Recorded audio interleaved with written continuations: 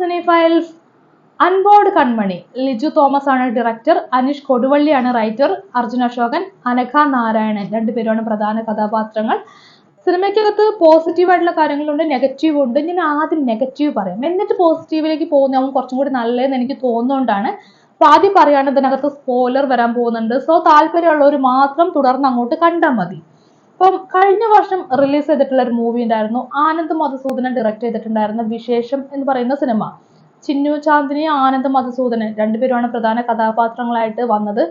ആ സിനിമയ്ക്കകത്ത് ഡയറക്ടർ എന്താണോ പറയാൻ ട്രൈ ചെയ്തിട്ടുള്ളത് അത് തന്നെയാണ് അൺബോർഡ് കൺമണിയിലും സംവിധായകൻ പറഞ്ഞിട്ടുള്ളത്. വ്യത്യാസങ്ങളൊന്നും വരുന്നില്ല. കഥാപാത്രങ്ങളിൽ വ്യത്യാസം ഉണ്ടായിരിക്കും, കഥ നടക്കുന്ന പരിസരം കാര്യങ്ങളിലൊക്കെ വ്യത്യാസം ഉണ്ടെങ്കിലും രണ്ടിന്റെയും പ്ലോട്ട് എടുത്ത് നോക്കിക്കഴിഞ്ഞാൽ രണ്ടും ഒന്ന് തന്നെയാണ്. കുട്ടികളില്ലാത്ത ദമ്പതികൾ അനുഭവിക്കുന്ന പ്രശ്നങ്ങൾ, അതിനെ അതിജീവിക്കുന്ന ദമ്പതികൾ.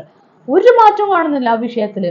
അപ്പോൾ എനിക്ക് ഉണ്ടായ ഒരു സംശയമാണ്, ഒരു സംവിധായകൻ പറഞ്ഞു വെച്ച അതേ വിഷയം തന്നെ മറ്റൊരു സംവിധായകന് ചെയ്യേണ്ടി വരുന്നൊരു അവസ്ഥ എന്തുകൊണ്ടാണ് ഉണ്ടാവുന്നത്? അല്ലെങ്കിൽ അതിന്റെ ആവശ്യമുണ്ടോ? ആദ്യമേ ഒരു സംവിധായകൻ പറഞ്ഞു വെച്ചു കഴിഞ്ഞു, അത് തന്നെ എടുത്ത് ഇപ്പുറത്തും ചെയ്യുമെന്ന് പറയുമ്പോൾ എനിക്ക് പണ്ടത്തെ ബാലേട്ടൻ സിനിമ ഓർമ്മ വരും.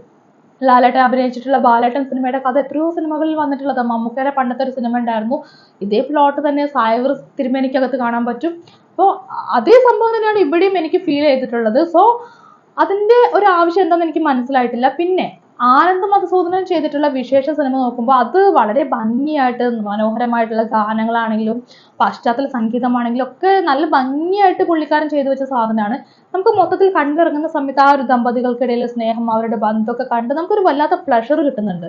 ആ അമ്മാതിരി സംഭവങ്ങളൊന്നും ഇവിടെ അൺബോർഡ് കൺമണിയിൽ പേഴ്സണലി എനിക്ക് കിട്ടിയിട്ടില്ല. അത് കമ്പയർ ചെയ്യേണ്ട സാഹചര്യം വരുന്നതുകൊണ്ടാണ് നമ്മൾ കമ്പയർ ചെയ്യുന്നത്. അപ്പൊ കമ്പയർ ചെയ്ത് നോക്കുമ്പോൾ എനിക്ക് ആദ്യത്തെ വിശേഷ സിനിമ തന്നെയാണ് എനിക്ക് ഓക്കെ ആയിട്ട് തോന്നുന്നത്. പിന്നെയുള്ള പ്രശ്നമായിട്ട് എനിക്ക് തോന്നിയത്, ഈ അൺബോർഡ് കൺമണി ആണെങ്കിലും വിശേഷമാണെങ്കിലും പറയുന്ന വിഷയം എന്താണ്? ദമ്പതികൾക്ക് കുട്ടികളില്ലാത്ത അവസ്ഥയിൽ അവരനുഭവിക്കുന്ന പ്രശ്നങ്ങൾ, അവർക്ക് കുട്ടികൾ വേണമെന്നുള്ള അതിയായിട്ടുള്ള ആഗ്രഹം എന്തൊക്കെയാണല്ലോ പറയുന്നത്. പക്ഷെ ഈ രണ്ട് സിനിമകളിലും കുട്ടികൾ എന്നുള്ളത് ഒരു ചോയ്സ് ആയിട്ടല്ല ഇവർ അപ്രോച്ച് ചെയ്തിട്ടുള്ളത്. അതായത് നമുക്ക് മക്കൾ വേണം, വിവാഹം കഴിച്ചിട്ടുള്ള ദമ്പതികളാണെങ്കിൽ അവർക്ക് മക്കൾ വേണോ വേണ്ടേ എന്നുള്ളത് വളരെ പേഴ്സണൽ ആയിട്ട് എടുക്കേണ്ട തീരുമാനമാണ്, പേഴ്സണൽ ചോയ്സ് ആണ്. പക്ഷെ രണ്ട് സിനിമകളിലും നാട്ടുകാരുടെ ചോദ്യത്തിൽ നിന്നാണ്, ഈ മക്കളായില്ലേ കുട്ടികളായില്ലേ എന്നുള്ള ചോദ്യത്തിൽ നിന്നാണ്, ഇവർക്ക് ആ ഒരു ഫ്രസ്ട്രേഷന്റെ പുറത്താണ് മക്കൾ വേണമെന്നുള്ളൊരു ചിന്ത വരുന്നത്. അപ്പോൾ രണ്ടിനകത്തും സ്വാഭാവികമായിട്ട് മക്കൾ വേണമെന്നുള്ളൊരു ആഗ്രഹം രണ്ട് സിനിമയിലും കാണാൻ പറ്റിയിട്ടില്ല. വളരെ ഫോഴ്സ്ഫുള്ളി ആ ഒരു തീരുമാനത്തിലേക്ക് ഈ കഥാപാത്രങ്ങൾ എത്തിച്ചതായിട്ടാണ് എനിക്ക് ഫീൽ ചെയ്തത്. അത് ഓർഗാനിക് ആയിട്ട് ഉണ്ടാവേണ്ട ഒരു സംഭവമാണ്, പക്ഷെ അതിനകത്ത് കാണാൻ പറ്റിയിട്ടില്ല. അപ്പൊ എന്തോന്ന് മിസ്സിംഗ് ആണെന്നുള്ള സംഭവം നമുക്ക് സിനിമ കണ്ടുകൊണ്ടിരിക്കുമ്പോൾ വരുന്നുണ്ട്. ഇത്രയുമാണ് സിനിമയുടെ നെഗറ്റീവ് സൈഡായിട്ട് എനിക്ക് തോന്നിയിട്ടുള്ളത്. ഇനി സിനിമയുടെ പോസിറ്റീവ് ആയിട്ടുള്ള കാര്യങ്ങളിലേക്ക് വരാം.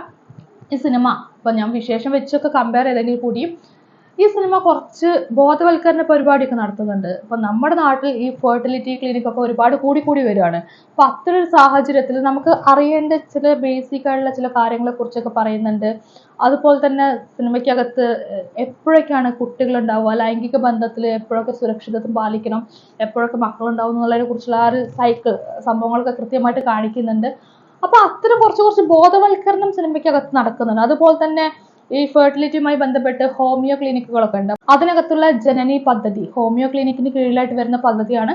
കുട്ടികളില്ലാത്തവർക്ക് വേണ്ടി, ഫെർട്ടിലിറ്റി അനുഭവിക്കുന്നവർക്ക് വേണ്ടിയൊക്കെ ഉള്ള ഒരു പദ്ധതിയാണ്. അപ്പൊ അതിനെ കുറിച്ചൊക്കെയുള്ള ഒരു ബോധവൽക്കരണം കാര്യങ്ങളൊക്കെ സംഭവിക്കുന്നുണ്ട്.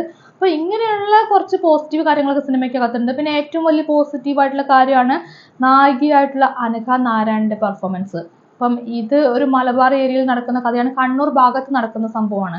അപ്പൊ ആ ഒരു ഭാഷയൊക്കെ യൂസ് ചെയ്ത് വളരെ ഓർഗാനിക് ആയിട്ടാണ് അനഘ നാരായണ ആ ഒരു ക്യാരക്ടർ, ശാലിനി എന്ന് പറയുന്ന ക്യാരക്ടറാണ് ശാലിനിയായിട്ട് പെർഫോം ചെയ്തിട്ടുള്ളത്. അപ്പം സിനിമ ശാലിനി നകുലൻ ദമ്പതികളുടെ ജീവിതമാണ്, അവരുടെ മക്കളെ ഉണ്ടാവാനുള്ള ആഗ്രഹം, അവരുടെ കുടുംബജീവിതമൊക്കെയാണ് കാണിക്കുന്നത്.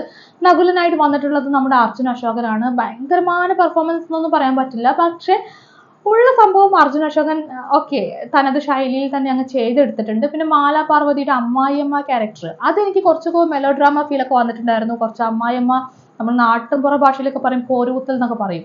ആ ഒരു അമ്മായിയമ്മ മരുമകൾ പോരുകുത്തലൊക്കെ കാണുമ്പം അത് കുറച്ചൊക്കെ മെലോ ഡ്രാമ ഒരു സീരിയൽ സെറ്റപ്പ് ഒക്കെ ആയിട്ട് എനിക്ക് ഫീൽ ചെയ്തിട്ടുണ്ടായിരുന്നു. അതുപോലെ സിനിമയിൽ നമ്മുടെ നവാസ് കൊടുവള്ളിയുടെ ഒരു ക്യാരക്ടർ ഉണ്ട്. എനിക്ക് തോന്നി സിനിമയ്ക്കകത്ത് ഏറ്റവും കൂടുതൽ കയ്യടി വാങ്ങിച്ചിട്ടുള്ളത് ഇദ്ദേഹത്തിന്റെ ക്യാരക്ടർ ആയിരിക്കും. ഇദ്ദേഹത്തിന്റെ ആ ഒരു സ്ലാങ് ആണെങ്കിലും ആ ഒരു ക്യാരക്ടർ ആണെങ്കിലും പെർഫോമൻസ് ആണെങ്കിലും ഒക്കെ അത് അത്യാവശ്യം പ്രേക്ഷകരിലേക്ക് എത്തിയിട്ടുണ്ട്. അത്യാവശ്യം ഈ സിനിമയിൽ പ്രേക്ഷകരുടെ കയ്യടി മേടിച്ച വേറൊരു ആക്ടർ കൂടിയുണ്ട്, ശ്രീജിത്ത് കാനിലശ്ശേരി, ഇതാണ് ഇദ്ദേഹത്തിന്റെ പേര്. കൗണ്ടർ ഡയലോഗ്സ് ഒക്കെ ഉണ്ട്. നായകന്റെ തൊഴിലാളിയായിട്ട് നിൽക്കുന്നു, അതുപോലെ തന്നെ നായകന്റെ സുഹൃത്തായിട്ടൊക്കെയുള്ള ക്യാരക്ടറാണ്. നല്ല രീതിയിൽ ആ ക്യാരക്ടർ ചെയ്തിട്ടുണ്ട്. മാത്രമല്ല നല്ല കയ്യടി ആൾക്ക് കിട്ടിയിട്ടുണ്ട്. അപ്പൊ ചില കൗണ്ടർ ഡയലോഗ്സ് ഒക്കെ തിയേറ്ററിൽ നല്ലൊരു ഓളം ഉണ്ടാക്കിയിട്ടുണ്ടായിരുന്നു. ആ പെർഫോമൻസ് കൊള്ളായിരുന്നു. മാല പാർവതിയുടെ അമ്മായിയമ്മ ക്യാരക്ടർ കൊള്ളായിരുന്നു. അപ്പൊ ആർട്ടിസ്റ്റുകളുടെ കാര്യത്തിലൊക്കെ നോക്കുകയാണെങ്കിൽ സിനിമയിൽ പെർഫോമൻസ് എല്ലാവരും നന്നായി ചെയ്തിട്ടുണ്ട്. ടെക്നിക്കൽ സൈഡിലേക്ക് വരികയാണെങ്കിൽ സരിൻ രവീന്ദ്രനാണ് GOP ആയിട്ട് വർക്ക് ചെയ്തിട്ടുള്ളത്. നല്ല വർക്കായിരുന്നു. സുനിൽ S പിള്ളയാണ് എഡിറ്ററായിട്ട് വർക്ക് ചെയ്തിട്ടുള്ളത്. ഞാൻ പറഞ്ഞില്ലേ, വളരെ പ്ലെയിൻ ആയിട്ടുള്ള ഒരു വർക്കാണ്. ആ ഒരു മൂവിയുടെ ആ ഒരു മൂഡിനനുസരിച്ച് തന്നെ ഇദ്ദേഹത്തിന്റെ കട്ട്സും കാര്യങ്ങളൊക്കെ ചെയ്തിട്ടുണ്ട്. സാമുവൽ എബിയാണ് ചിത്രത്തിന്റെ സംഗീതം ചെയ്തിട്ടുള്ളത്. തരക്കേടില്ലാണ്ട് സംഗീതമൊക്കെ ചെയ്തിട്ടുണ്ട്. അപ്പോൾ സിനിമയ്ക്ക് കുറെ പോസിറ്റീവ് കാര്യങ്ങളൊക്കെ ഉണ്ട്. സിനിമ ഈ പറഞ്ഞ പോലെ തന്നെ പ്രേക്ഷകർക്ക് ഇഷ്ടപ്പെടുന്ന സിനിമയൊക്കെ തന്നെയാണ്. പേഴ്സണലി എനിക്ക് നോക്കുന്ന സമയത്താണ് ഈ സിനിമ വിശേഷ സിനിമയായിട്ടൊക്കെ ഒരു സാമ്യമൊക്കെ തോന്നുന്നത്. പക്ഷെ അതൊക്കെ മാറ്റി നിർത്തി കഴിഞ്ഞാൽ തരക്കേടില്ലാണ്ട് ചെയ്ത സിനിമ തന്നെയാണ്. ഒരു വൺ ടൈം വാച്ചബിൾ ആയിട്ടുള്ള മൂവി തന്നെയാണിത്.